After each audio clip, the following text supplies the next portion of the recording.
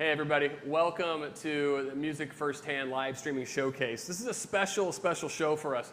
We're streaming live here from Cuvée Coffee Bar on East 6th Street in Austin, Texas, which is fantastic. I mean, this is the best coffee bar in town. It's like my home away from home here. The staff is fantastic. It's the best coffee in town. So we're really thrilled to be streaming live here tonight. So if you're watching us online, give a shout out to Cuvée Coffee Bar. Give them a like on Facebook. And then we've got a live studio audience in here tonight. So we've got probably 20, 30 people in here watching the show. Send us your questions online. We've got Hanna Barakat here, and she's going to ask anything you throw at us. And the weirder and the stranger, the odd questions work best on this show. So send them in. And your likes and shares is what keeps the show going. We've got a group of volunteers that keep this going each week. And so please like and share. It'll keep the show going. And those of you here tuning in tonight or here live in the room, send in your questions and feel free to clap and have a good time. But hey, with no further ado, let me introduce to you the fantastic, the wonderful, the incredibly talented Hanna Barakat. Thank you. Hey there, everybody. Thank you, Chris. Thank you so much for having me on the show. And I wanted to start off the evening with one of my originals called Criminal. So this is Criminal.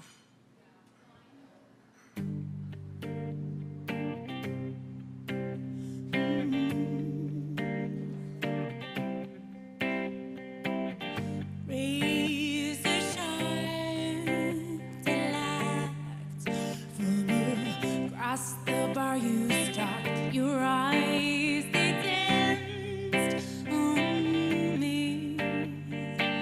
My heart stopped moving.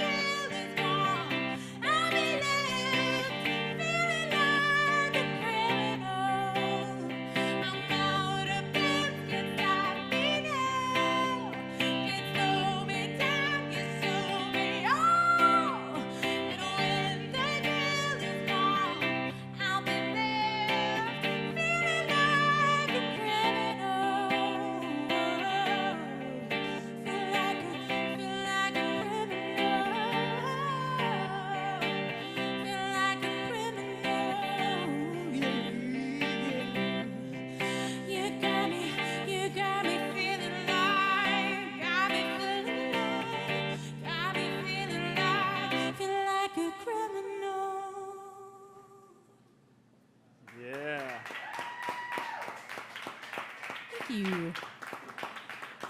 Yeah, we're here live from Cuvée Coffee Bar on East 6. If you're tuned in here in Austin, come on down. We're here with Hanna Barakat, and I'm excited to take the show on the road. We've got 18 more musicians, bands coming up after the show ends. So if you're thinking, hey, this looks pretty cool, this looks like a good time, you know, you've got the best coffee and the best beers in town, come on down here to Cuvée Coffee Bar. We've got a live studio audience too. And send in your questions, please. Hanna, I haven't heard that song before. Oh, really? No, because Sweet. You know, when I get a chance to see you, and I've seen you live a couple times, it's heavy on the covers, right? I mean, there's a lot of that going on, which is great, which is fine. I splash them in And yeah, you throw them in so there that people don't get offended and be like, I don't know that song, and leave. But I think that's a smart strategy when that happens, because if people kind of they hear some familiarity, you know. But I you know, over the last week or so, I've been listening to more and more, trying to your stuff, Yeah. and it's really good. Thank you. And like, it's really good. I try. As I'm listening to one, she's just do all originals. I mean, it's really, really impressive. And it's kind of got this, like, almost this hard rocking, like, this great guitar riffs. It's like this really, like, as I meet and talk to you, if I run into the street, it's like, wow, Hannah's this really sweet person. And then I hear her sing and rock, I'm like, she's a badass. Really badass. So tell me, you call it Eastern rock fusion, I think? In a way, yes. Okay. I'm half Lebanese, half American, and I was born in Dallas. And I spent a lot of time in Lebanon, and I spent a lot of time listening to Arabic music because it's really complicated and really cool. And even though I studied Western music, even just listening to Eastern music and trying to sing along is near impossible. So I started taking small things that I could grasp and put them into my music where I could. Yeah. So even if it was just little ornamentations, little inflections in my voice, or sometimes it's a little bit of a scale selection that's off the beaten path. Yeah. My Arabic is terrible, so I very rarely actually sing in Arabic, though I need to practice more. But I'm also obsessed with the instruments. There's a thing called an oud, which is a lute instrument. It's an 11-string, 10-string and 11-string fretless instrument, and I've had those recorded on my music, and I'm obsessed with things of that nature. So I like to bring it in because I like people to be surprised and interested in what's going on, and also like maybe take that as like a catalyst to look into it more. Like, oh, where did an oud come from? Yeah. Or a kanun, which is a 73-string lap harp. Oh my gosh. Like, if you saw that, you wouldn't be like, that's interesting. You'd be like, oh, where did that come from? Like, how did that exist? Who did this? Why did they make it? It looks so difficult. Yeah. And you play with thymballs with like needles on the end of them, and it's very cool. So it's nice to like invoke thought with it, and also use it on anything I can. And part of that, I assume that you traveled a lot as a kid, right? You were just a bit exposed to a lot. Yeah. And you were homeschooled early on too, as well, I was. right? Okay. And so is that where some of that comes from? Homeschooled. Yes. She was homeschooled, people. Homeschooled. That's right. Shout out to homeschooling. We love it. So is that part of where that interest, that curiosity comes from? That those things that are unique and different? Yes and no. I mean, for me, they weren't that unique, to be honest, because I traveled so much with my dad and my mom and my sister, and everything felt like it just belonged. Yeah. Like my dad was telling me a story the other day where we were in Morocco, and I was getting henna tattoo, like real henna tattoo, when I was like 7. Yeah. And I had from my fingertips to my elbow, or to above my elbow, and people now think that's so cool, but real henna hurts. And I mean, it's like fire ants, and I'm allergic to fire ants, so it's traumatic. But those kinds of things, like, to me, they're all just kind of like, that's cool. Yeah. I like to bring in what I know, and I like to learn more all the time. Yeah. And I think, I'll never know the answers to almost anything, so I just keep looking. We need more of that, right? Which is that curiosity, exposure, right, to these things in the world, and willing to put yourself out there and understand that there are these differences. And not be afraid to meet people, any people from anywhere. Right. And talk to them about their differences and where they're from. And a lot of that comes out in your music. That's one of my favorite things about music, is that I was in an ensemble at Berkeley, and in that one room of like way too many musicians in one tiny, tiny room, stinky room in the basement of a building in Boston, we had like 3 Turkish students, 2 Palestinian students, like 4 Israeli students, a Japanese singer, there was a Greek singer, an Indian singer, and then there was a bunch of mixed bag people like me who's just kind of shake and mix, you know, and we were all learning the same thing. Right. And we were all playing at the same time and singing together. And I think that that's really cool about music, that you don't have to think about, I mean, I just listed off where they're all from, but at the same time, we all found that very cool, that none of that mattered when we're sitting in a room, even if when we left the room we had something to say about it. Isn't it the beauty of music? Yeah. Right? Because it can really bring people together, and it's timely with us talking here today, and you know, it would probably be should acknowledge just the events that happened in Vegas recently, right? And you think about the power of music, and it brings people together, and then you see something like that happen, it just makes you so angry, right? Of just people who misunderstand, and there's a lot of hate in the world right now, and that music and that power to connect with people regardless of their backgrounds, regardless of where they're from. And so it's special having you on the show tonight because you have that exposure, that background. So I appreciate you being on. It is my pleasure. And then you, one of the fun facts is that at the age of 4, some of you may not know this, so Hanna was involved with Radio Disney. Could you tell us about that story? Well, I actually just reconnected with the producer that got me into that particular studio in that moment when I was a very, very small child. I asked him to find me some photos or the tape recording or anything so I have evidence. And he said he promised that he has everything somewhere in archives somewhere and that he'll find it. But I think it was this was okay. The Lebanese term for like using your connections is wasta, and I definitely used all my connections for this moment because my sister had a friend in her grade whose dad was the producer for jingles for Radio Disney and a bunch of other jingles in Dallas, Texas. And he invited my sister, because she also sings, and to sing with his daughter, Kelly. Okay. And then from there, I think I just wiggled my way in. I was too small for them to like really give me instruction and for me to follow properly. But at a certain point, it didn't matter because we were singing like tiny little Rugrats. You know, it was really fun. But it was definitely an odd chance happening. And I just remember at one point they fed us pizza and they were like, screw it. This was too herding cats. Yeah, with 4-year-olds, yes. But that early persistence. I got paid for it. That was really cool. And then, of course, when I was like 14, I was like, hey, Dad, where's my Radio Disney money? And he's like, what? I don't think it was very much, but I know that somehow money was changed. So. But you had pizza. And there when was you're pizza. 4, that's worth more than the money. Yes. That's true. I do remember the room. I just remember there were mics hanging down between us, and we were sitting on stools facing each other, and there was a mic in either direction, and we were all singing and just like... We have to get a copy of that then. So I know. Okay. I need it. Yeah. I'm not afraid of what it's going to sound like. I'm really excited because my sister and I can hardly remember the jingle. We're both just like... Oh, yeah. We want to see it. We would have a lot of fun with that. If I ever find it, I will bring it to you. All right. Send it over. And by the way, too, because we're live here in Cuvée Coffee Bar, and our friends from the Austin Fire Department just stopped by to say hello because it's National Night Out. They escaped before I could bring them on camera. But yeah, they stopped by because the fire department, police department, a lot of our city workers are making rounds tonight because there are nearly 500 events going on across Austin for National Night Out. So those of you that are in Austin, come on down because we have a whole lineup of bands coming on later. So anyway, Hannah's more important at this stage. So Hanna, we would love to hear another tune, but before we do, if you're watching online, if you just tuned in, send in your questions. We have this great volunteer team that is online managing social. They're sending in your questions to me, so send in your questions. The stranger, the better, and I'm going to ask Hanna here after she does another song for us. All right. All right. Well, this next tune I wanted to do for you guys is called Wildfire, and I wanted to select it because of kind of how we're all feeling these days after watching the news and watching about Las Vegas and feeling a little bit hopeless and feeling, I guess this for me is kind of a reminder song of what I've been through and to pull the people that you love really close and never let them go. So this is Wildfire.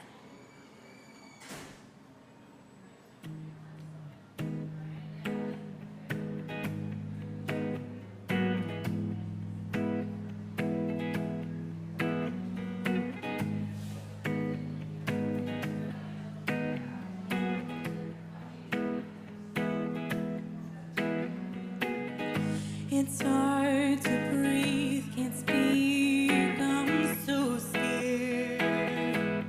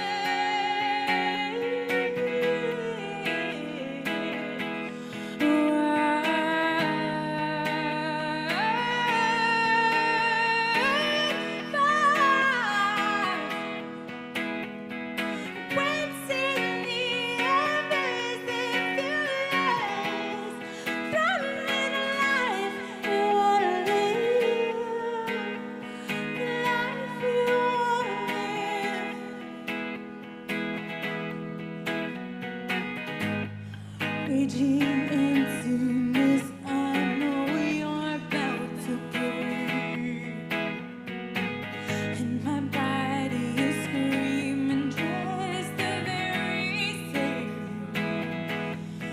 Blood is boiling. Will you ease this fire?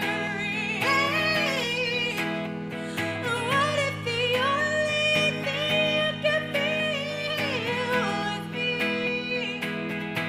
'Cause we've been fighting a war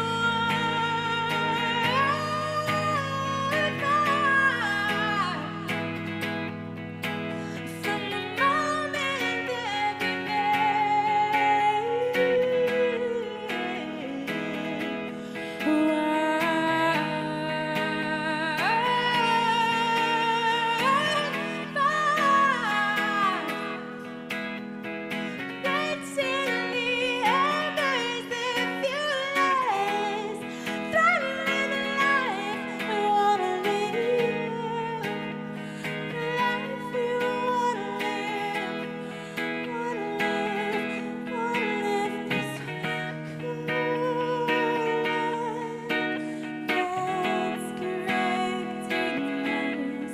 it can disappear in an instant. My love, pull me close, pull me close, pull me close, pull me close, pull me close, so we can fight the war.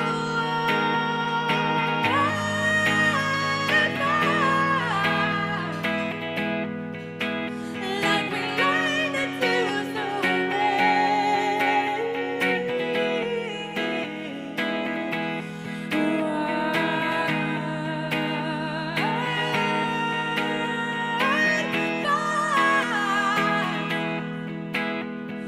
when suddenly happens the fearless, deliver us to the life we wanna live. Life we wanna live, wanna live, wanna live. Life we want to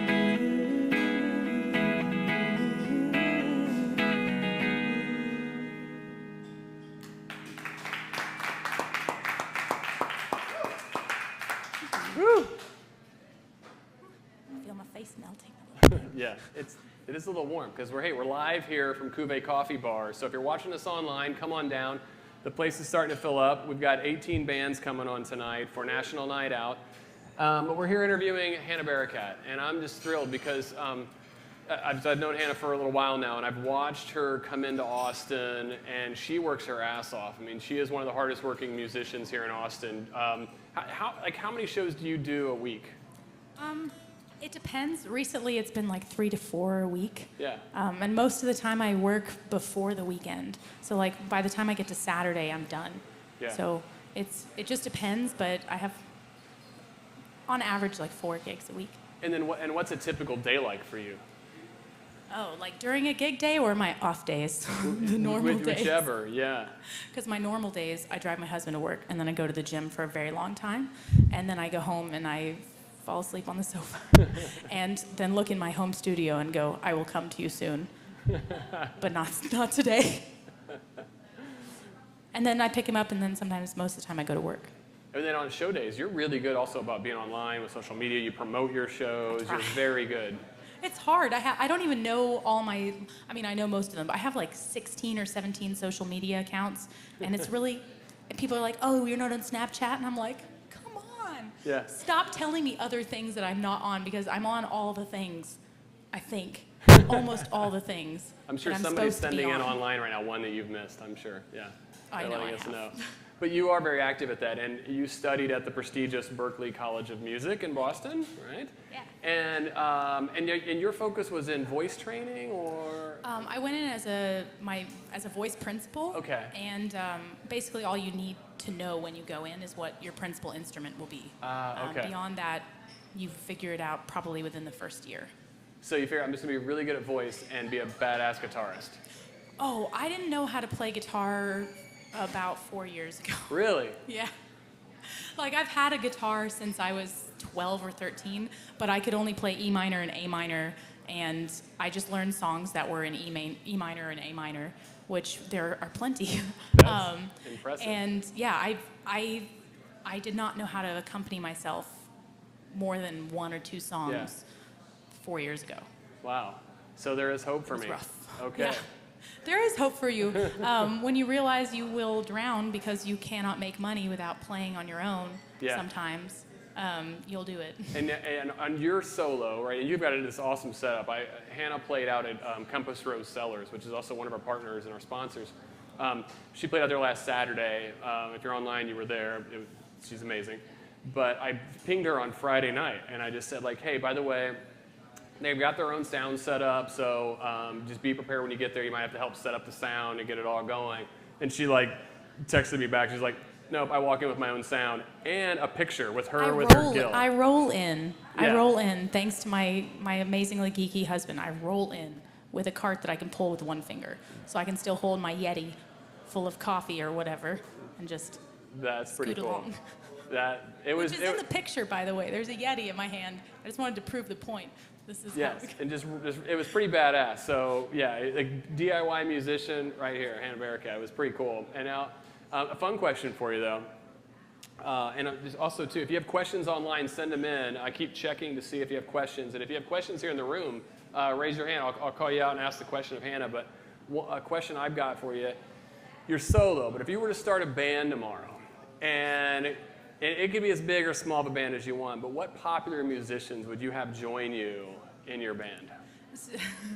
I'm going to throw this out there loud and proud and awkwardly too, because this person that I'm going to talk about has turned into a country artist and like a grungy, good old boy country artist in the U.S. and living in San Antonio. So I'm saying this out loud because I need someone to find him for me.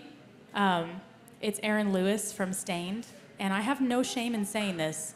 I have a song for him, and it's a duet, and we need to get it done. So, and I've sung along to his music my entire life, so I'm pretty sure we would blend. All right. Just saying. Does anybody know Aaron Lewis? Do you know Aaron? No? I mean, somebody knows who. Scott Collins somebody probably knows Aaron him. Lewis. And He I knows need you to everybody. find him and tap on his You know shoulder. Aaron Lewis? All right, Scott Collins is here in the room. He's gonna help hook us up. All right, with Aaron Lewis. So we'll do the duet. I might cry a little, but yeah. All right. I had a dream about him singing that song with me, Aaron Lewis. It's a thing. Really? It's something that's been going on in my head. He lives in San Antonio. It's very close to where we are right now, so the proximity is too much for me to Okay. not be like, someone has to know him. That's a nice segue to my next question, which is let's talk about Blue. All right. And if Blue's online, you should send in some questions. But so how long you're married to Blue? Is that his real name? That is his middle name. Okay. His name is Shafiq Blue El Oud. How's the Now last everybody name? knows. El Oud. And what's the first name? No, Shafiq is his first Shafiq name. Blue. Shafiq. Okay. It's at the end. Shafiq. Shafiq. Am I pronouncing Like- that right? Pretty close, right? Blue. That's And that's why you end up with Blue. Just go with Blue. Blue helps everybody. Blue is easy. And how long have you guys been married? We have been married 4 years this September. Oh, all right. Yeah. Nice. Congrats. That's I great. know. I don't know how it happened. Where did you guys meet? You guys met at a musician conference somewhere, I'm sure, on tour. You're probably crazy not. tour. Definitely not. Blue, I met him in Lebanon at my favorite coffee shop. People, don't go find your soulmates at bars, okay? Go to a coffee shop. It can be a coffee shop that serves alcohol, Yes. but I'm telling you, if you want to meet someone that you can actually talk to for the rest of your life, maybe try it when you're sober. I met Blue at my favorite coffee shop in Beirut, and it was by accident. There was like I was traveling to Lebanon to study Arabic for a semester at least and to perform and just kind of dig in and see what it felt like and see what life was like. And I met Blue through a friend, and we had coffee a bunch of times and, walked around the streets a couple times and never really thought anything of it for like 6 months. Yeah. And he even flirted with me like twice, and I'm so awkward, I just threatened him instead of like, I'm not smooth about it at all. I was like, oh my goodness, this flirting with me, I'm gonna kill you. And he's just like, oh, okay. So that's how that's how it happened, pretty much. Blue, I'm glad that she didn't scare you off. Nice work. I met Blue. He is like just one of the most jovial guys, full of energy, just a really great guy. He's pretty cute. Yeah. But he did not know anything about music when we met. He didn't really? Not at all. He taught himself absolutely everything about live sound, about studio sound, about different instruments, and everything that I DIY musician is because of him. Wow. So. Yeah, and now he knows everything about it. He's a master at it. And I have to know, I think yesterday I was sitting on the sofa and he was like, Hannah, what in our studio is a Neumann? And I was like, our studio monitors? He's like, you're right. I was like, why am I getting quizzed right now about these things? He's like, what is the impedance of an SM7B? I'm like, come on. We're going to ask Ben Levy here in a second, our stand engineer. Blue, you can start sending in your trivia questions. I don't need to know what ohms are, okay? Come on. But I don't blame him because you played there in Beirut you were there for a couple years? Or I was there for a year originally, Okay. and then Blue left, and I followed him like a creeper all the way to Canada, and then we ended up going back for another 2 years on and off. Okay.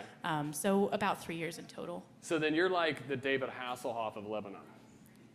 I don't know about that. I don't know if I'd want to be that. Yes. And that's Blue is like the Even most if popular that- even musician in Lebanon. So, hey, on that note, let me transition over, maybe do a couple more songs. Yeah, So for sure. those of you online, send in your questions, but let's hear a couple songs. A couple. All right.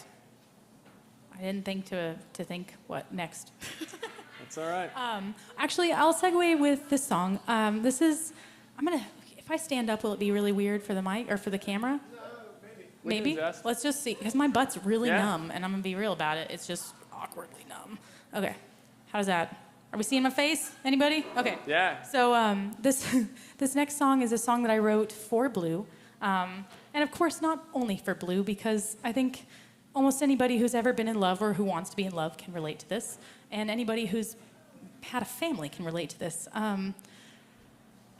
I wrote a song called Leave Your Light On, and for me it was, originally I was trying to write it about him, and then I realized I was writing the song about me, kind of drowning a little bit or falling behind with myself and feeling like I couldn't pull myself back up, and I needed him to be that person to grab me and pull me back and kind of teach me how to do it so that next time if he falls, I can pull him back. And it was a very therapeutic song for me, and I want to play it for you guys. So this is Leave Your Light On.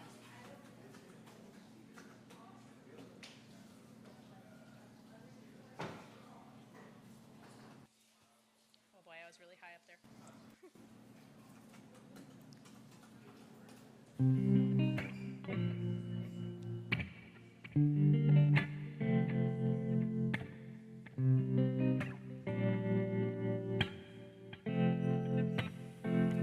I've been pushing it down, holding face, only showing you the mask that hides this animal in a cage.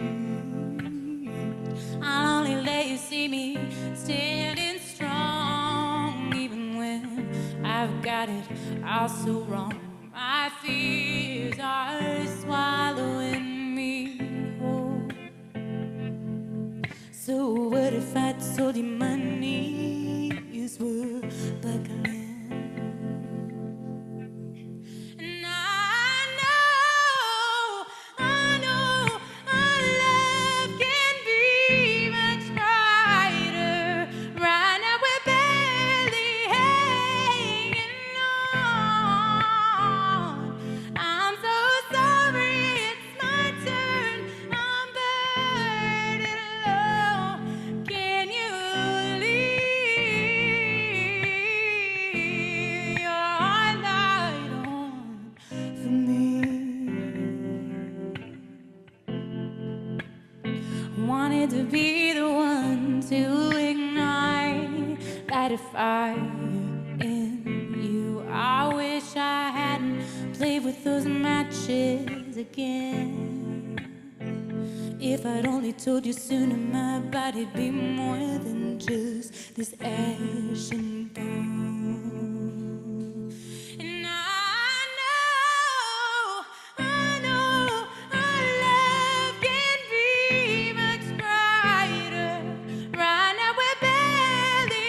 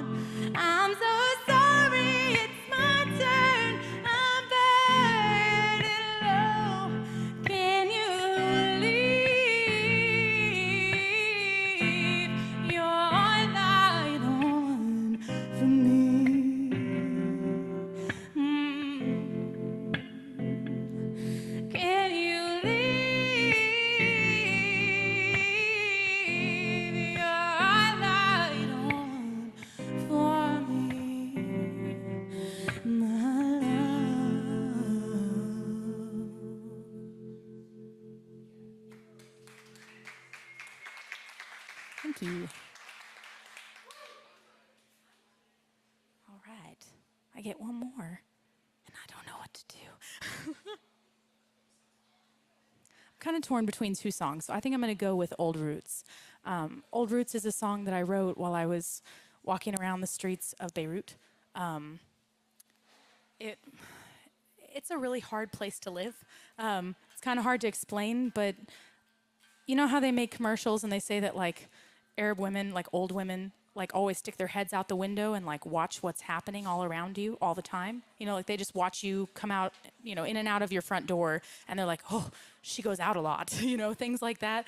Those were kinds of the things that I was touching on, and I also wanted to touch a little bit more on how unbelievably contrasting the city is. So in Beirut, there's buildings that are completely exploded. There's mortar shells and bullet holes everywhere. And then right next to it is like a luxury resort on the beach. And there's people that are drinking like $1,000 bottles of champagne, and they've got like 7-Up and Red Bull by the case next to them. And it's just really strange. And so I wanted to write about that. And I wrote from the perspective of the city, in a sense, and that was what I was going for, at least. So let me just check really fast. I strum really hard. So,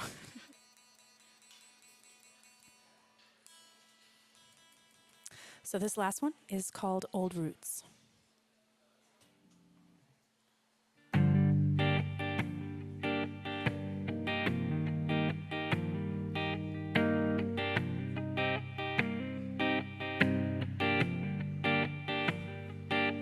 City's busy thoughts are never-ending, overpowering, pushing restlessly beneath the surface.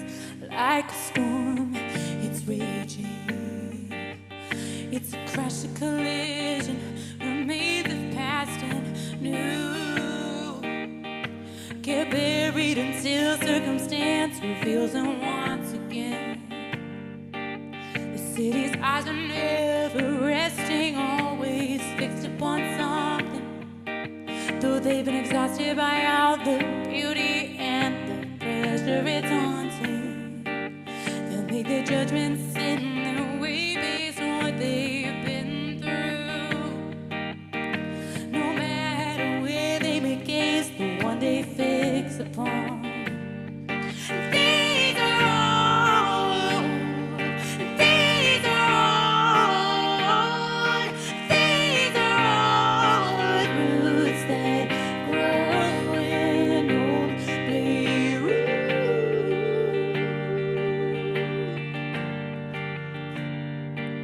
The city's its soul is ever present in the face of the youth. Those who were born to be the witnesses to the things they didn't choose. They have this joy and this pain and this passion and this rage. Untouchable, shakeable product of this place where they aged. And these are all, these are all, these are all roots that grow in old Beirut.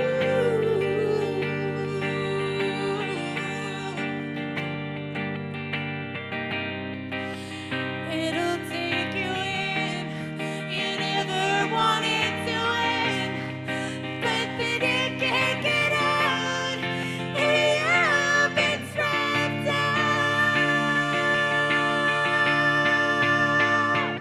These are all, these are all, these are all roots that grow in old Beirut.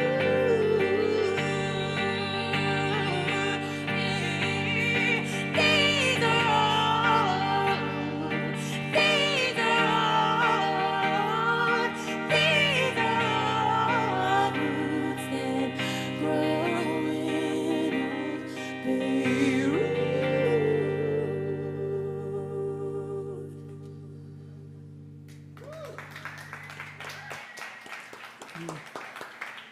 Yeah, it is such a pleasure here to have Hanna Barakat here at Cuvée Coffee Bar here on East 6.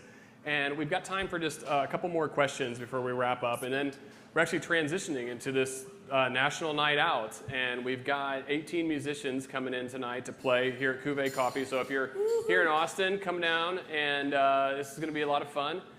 Hannah, one of the questions that came in online here from Raul Cortez. So thanks for sending your question, Raul. And the question is, what do you do for vocal warm-ups? That's personal. To know, to tell you the truth, and for any of my students, please don't ever listen to me. I really don't.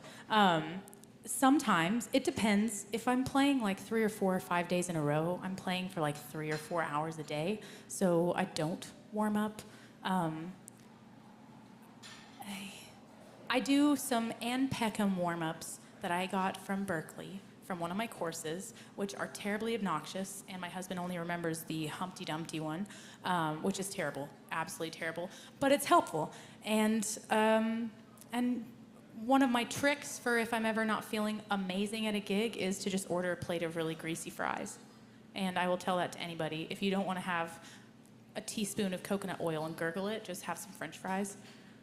Yeah. I love that advice. I'm going to do more vocal warm-ups. Yeah. That's my vocal warm-ups. That's good. Or I just listen to Jessie J and sing along, and I'm like, oh, my eyeball just popped out of my head. It's going to be fine. I'm fine. I like it. So another fun question for you is if we were talking about this a little bit before the show started. If you could write the theme song for any TV show, which TV show would you want to write it for? That's really hard because there's so many shows that I really like, but I don't know if I could do pick more than one. justice. All right. I'll give you, you could do it justice. Just so that I make all the money, I'd like to do it for Game of Thrones, just because then I'll just make so much money. Or The Walking Dead, because I'm obsessed, and I think I have a song that would work for them, because it's terrifying and fast. So I think that'd be good. What would you call this? What's the name of the song? Oh, the name of the song is Walking in the Dark, and I think it would totally go for it. Yeah. That is perfect. One other question that just came in online from Mario Ramirez sends in, what is your favorite baby-making music? I don't usually this have playlists. Is good. We talk That's a lot a great about question. babies on this show. I don't for usually some have reason. playlists going in the background. It just depends. So, and I'm not making any babies, so let's just cut that short right now. I've had too much gear to carry for a while. So no music at all. That would be no. All right. So any kind of music is her any answer. kind of music. That's good. Well, hey, thanks for everybody for tuning in tonight. We really appreciate watching the show. And if you're watching later, please like and share. We're a group of volunteers that we love to feature, local Austin musicians. We do this out of the kindness of our heart. We have the incredible sound engineer, video extraordinary, Benjamin Allen Levy running sound tonight, everybody. And we have the amazing and beautiful Claudia Petrovka Kulaga running social media. Yeah, and Mario Ramirez running around here taking lots of photos. So thanks, we have a great group of volunteers.